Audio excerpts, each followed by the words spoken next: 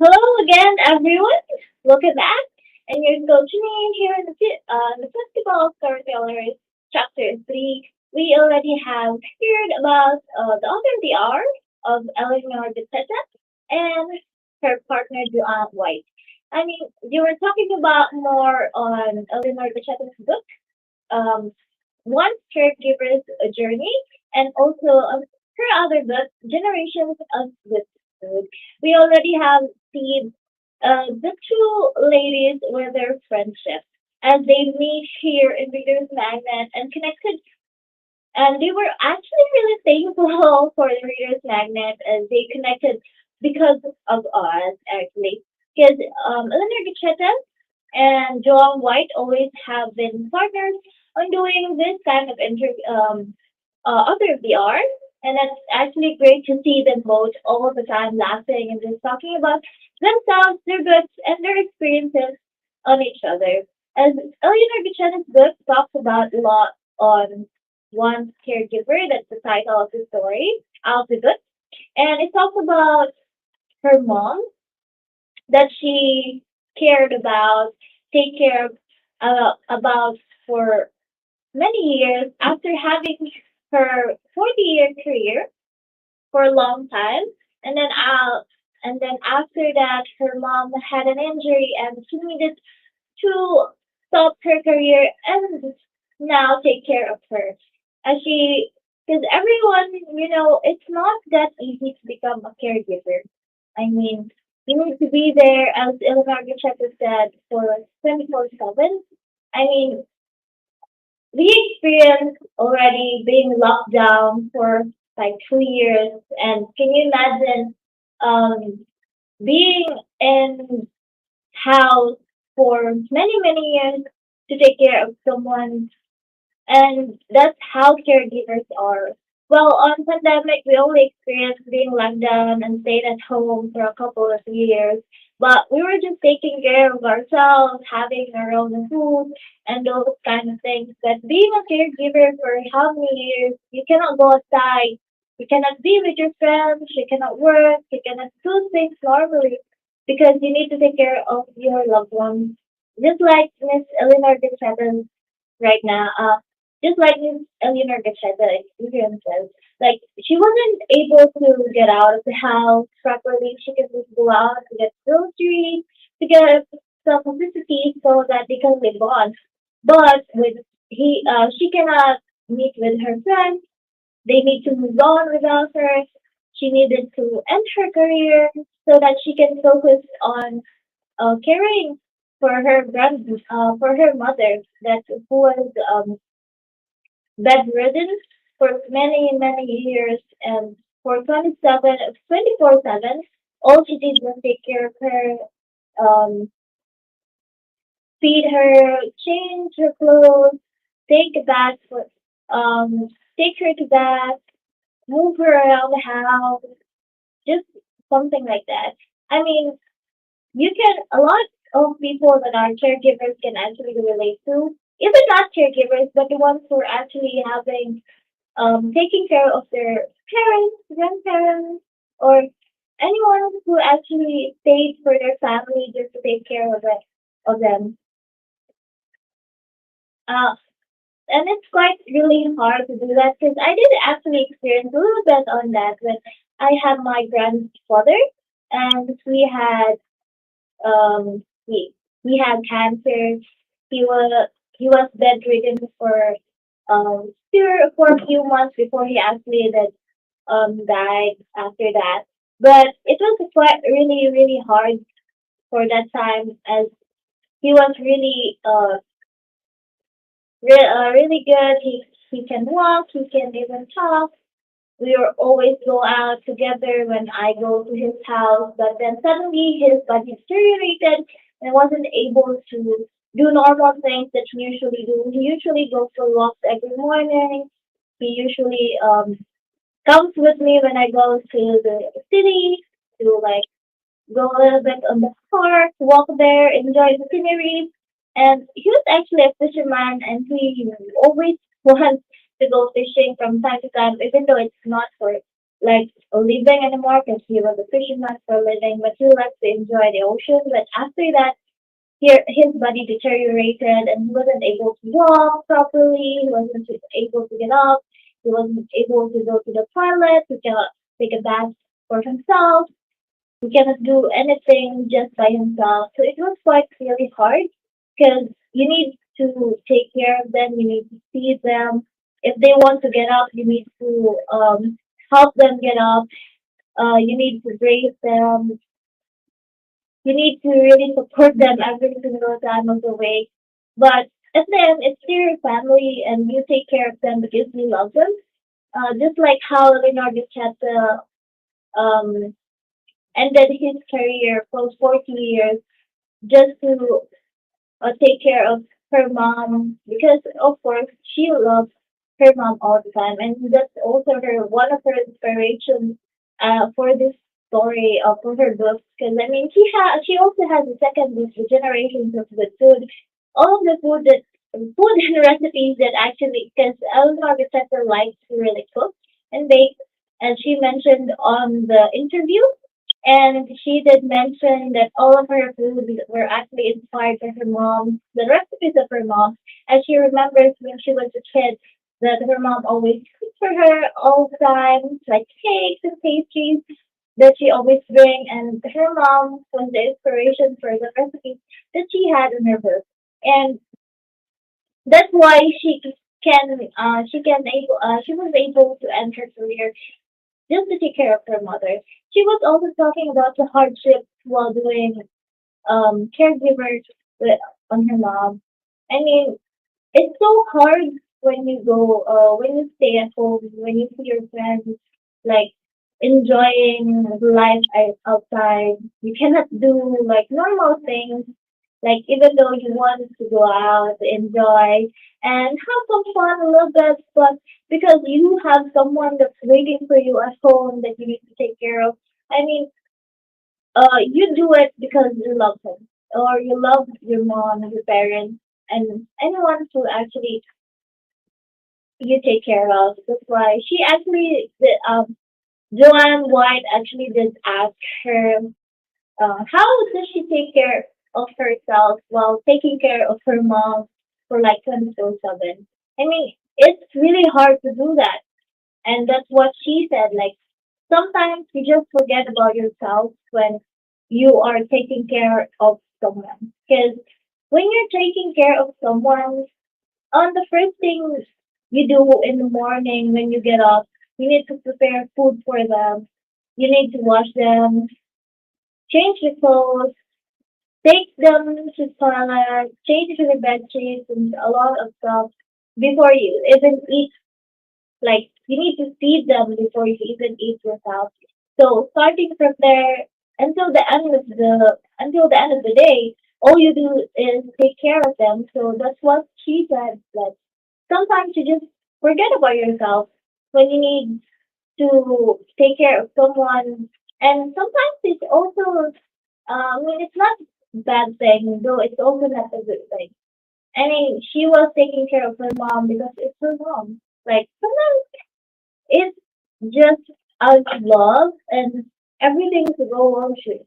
Like, I mean, she also talked about, I mean, Joanne White also was talking about Ellie because she was the one who's interviewing Elliot on the author of the hour, and their connection was actually really great as they were. You can see that they were really close friends, and Joanne also did mention that she was taking care of. She did take care of her mom also for a couple of years, but just a little bit different from Eleanor, as Eleanor took care of her mom for like almost 10 years until she went to heaven, and then while Joan White was taking care of her mom for a couple of years, that's why they were actually connect. They were able to connect and get to know more about each other, and it was really hard to take care of someone. I mean, it's even really already hard to take care of yourself sometimes. Like there's a lot of things that you need to do for yourself. So how much more if you do it for the for someone else? Like just to wake up, taking care of yourself sometimes it's hard to wake up in the morning. You don't even want to cook. You don't even want to do anything. You just want to be lazy. You just want to sleep. You just want to lay on your bed. You don't want to do anything. How much more you need to get up for someone? You need to get up to wake them up. You need to get up to cook for them. And that's actually really one of the things that is really nice to know about Ellie and her book. Like all of her struggles while being with her mom 24/7 on one room, trying to live on with everything going on, like seeing everyone starting new careers, everyone doing their own things, having their families, going out with their kids, trying to figure out themselves while she was just stuck there in the house and all she does is just take care of her mom. That's, I mean, a bit sad, but also she was able to enjoy time with her mom. And she did also mention that if going back to the time that her mom wasn't bedridden, one thing that she would really want to do with her mom was actually go to the mountains, as she really did mention that her mom really, before her mom was injured, her mom actually really enjoyed driving through one mountain, looking at the sunset, and things like that is actually uh, really nice to have. Like if only things can go back in time and her mom was really well. Because Ellie also did mention that even though when she was having a hard time, she was having fun with her mom. And there's one time that she said that she was also injured, but and she was also bedridden alongside with her mom for a couple of days. But what she did was still go on and take care of her mom, and that's what she did. Like forget about herself. But the thing is, they also mentioned when they were kids, actually, nature also helps them relax. Like Joanne White did mention that she likes to go to the woods and enjoy a little bit of the nature. As nature feels like, it gives you relaxation to stress out and make your days. Because sometimes silence and listening to the nature is one of the things that actually can relieve your stress. Because all the noise from the city, like honking of the cars, the people talking around you, all the noises, all like dogs barking, a lot of people, train, all those things that you can hear that actually really do annoying. But sometimes it's really good to go to a forest or somewhere silent, just to listen like birds, the birds, the trees, like the wind and everything. And Joanne also did mention about that, having relaxation and all those things as she was still a kid. And for Ellie, she did mention also when she was a kid, her mom usually cooked for her like chocolate cake. Hopefully, we can taste Ellie's chocolate cake sometime in the future. And she did mention that her inspiration for her book was actually her mom. And she remembered when she were a kid, her mom usually bake her some chocolate cakes all the time. Like who doesn't like chocolate is like one of the staples for kids, even adults right now. Like while working sometimes, even I actually love to have some chocolate, like while working or even like watching movies. Chocolate is one of the snacks that you would actually really love to have while you were working because it actually helps you stay awake, stay energized, and also get you throughout the day because chocolate is really, really good. And that's like Ellie actually did mention that how she actually really enjoys having those chocolate cakes that her mom bakes all the time for her, and that's how she also um, what she put in her recipe on her book. She remembers how her mom makes this chocolate cake and frosting and everything. I mean, even as a kid, and even right now, my mom sometimes bakes cakes for me and my siblings, and it's actually really nice to have when you request your mom, like, I want to eat some chocolates right now, and when I tell my mom, she will like, okay, buy some of these things, and then I will bake for you. She usually just asks if what do we want, and then um she just cooks for it. So sometimes it's really nice to have like it's sometimes some other people are not really fortunate enough to have their moms all the time, but having your mom beside you is also actually really nice to have. Like when you want something, like mom, I'm hungry. Like, can you make this for me? Anything?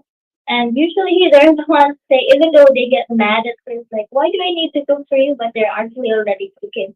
Like, even though they're like stubborn and sometimes they're like, you should cook for yourself, but while they're actually like mad at you, they're still cooking and feeding you all the time. So I think that's why Ellie still like take care of her mom everything, like after everything that her mom is having a like bedridden, she was still able to like take care of her and doesn't mind that she doesn't have to go out and she needed to stay at home like for a long time. So I mean, for everyone who is actually really interested in getting Eleanor Bechetta to be inspired to know more how to take care of your loved ones if there's need to, and to be able to relate how those caregivers and even like people who take care of their loved ones stay for 24/7 will still life.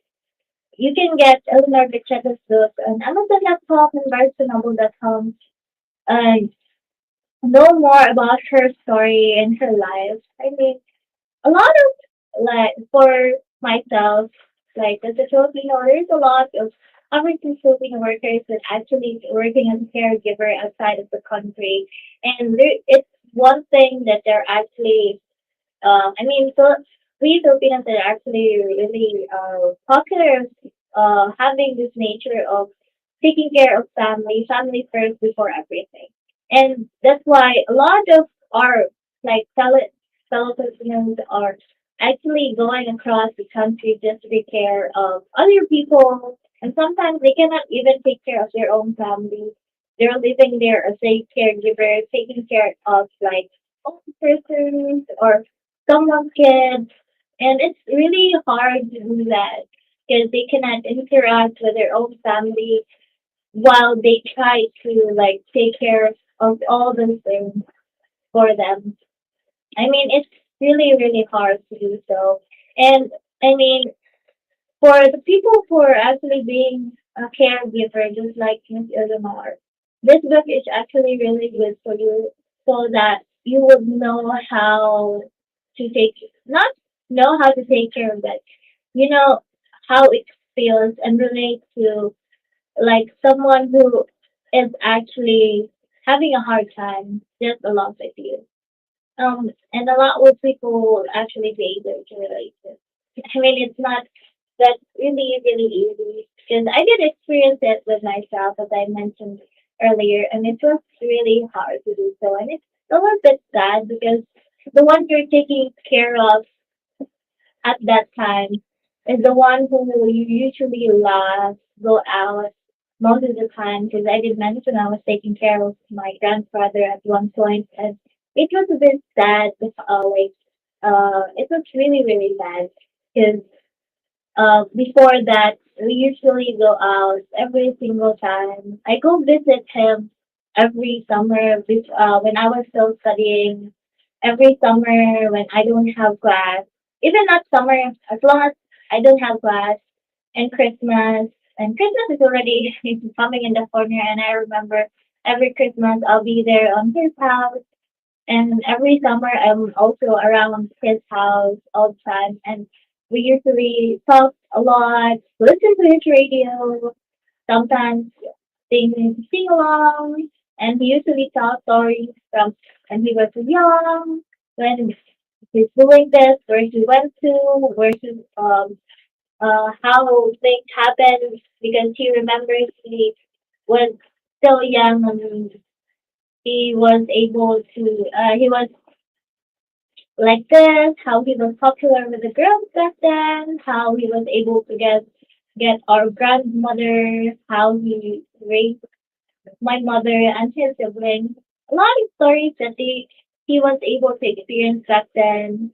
He always enjoyed going to the town, going around the city, talking to some of my cousins also all the time, and it's really sad that when his body deteriorated because of cancer, he wasn't able to talk too much anymore, and he cannot remember things that he usually remember. He cannot hear anymore because my grandfather was really really good at hearing, and he doesn't even he was old. He was already 85. He was able to see clearly than I am. I'm already at glasses when I'm still 20. And he was still able to see clearly. He can still hear, but suddenly his body deteriorated. He cannot remember things that he usually remembered. And I was even afraid that he would forget about me. But I'm not. But I mean, fortunately, he was able to remember me, but he wasn't able to remember a lot of things about his past. He cannot remember some of my cousins. He cannot talk properly anymore.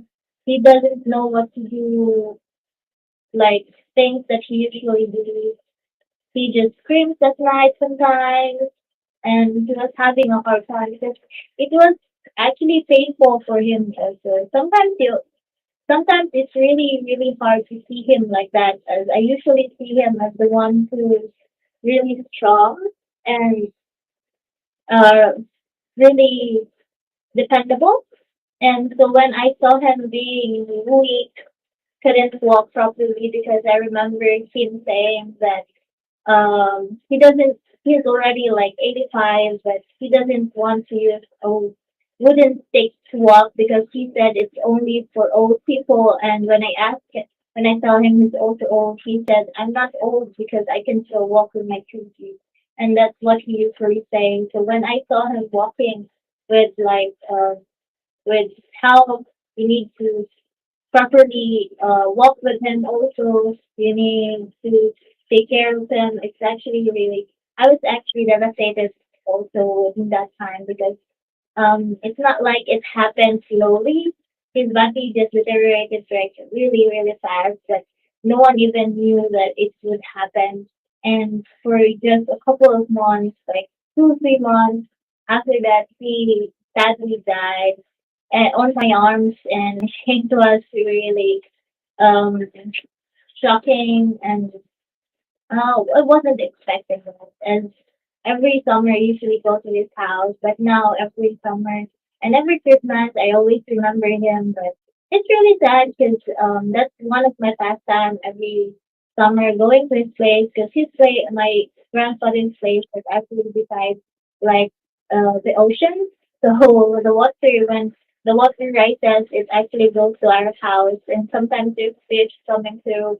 Um, and it was really fun because we always say don't try to um, catch those fishes if there's leaves and stuff going on.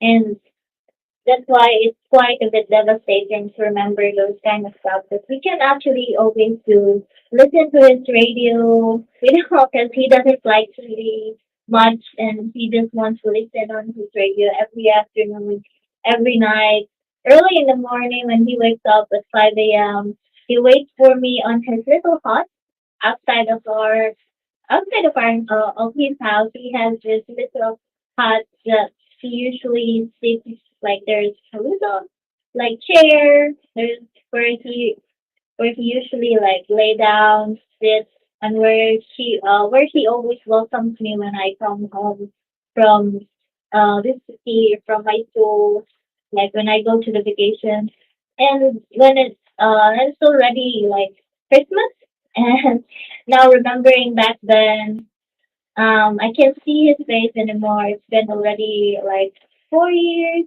that he's already gone, and it's really sad because even on summer, I would love to go on a vacation, but on our provincial house, but remembering that there's no one who's gonna be there smiling and waiting for me, it's disheartening. That's why I can relate to Miss Ellie Gacetta, who's actually taking care of her mom for how many years?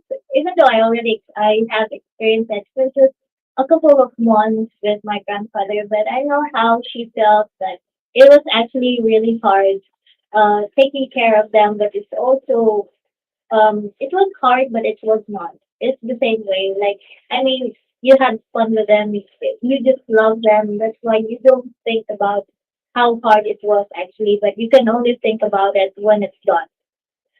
That's why she also mentioned that if only she can go back to things the way it was, and her mom wasn't actually bedridden and she didn't able to take care of her mom, she would love to go with her mom to the mountain and bring her there and like enjoy the sunset, drive along, drive with her because her mom actually loved to drive all the time and cook make and also cook for her because of course her inspiration is actually her mom. And I remember on the interview also, actually, Ellie and it was funny how Ellie and Joanne actually connected as they can relate to each other, and they become really good friends right now. And they mentioned it was because of Reader's Magnet that they actually meet each other, and now they're actually really connected.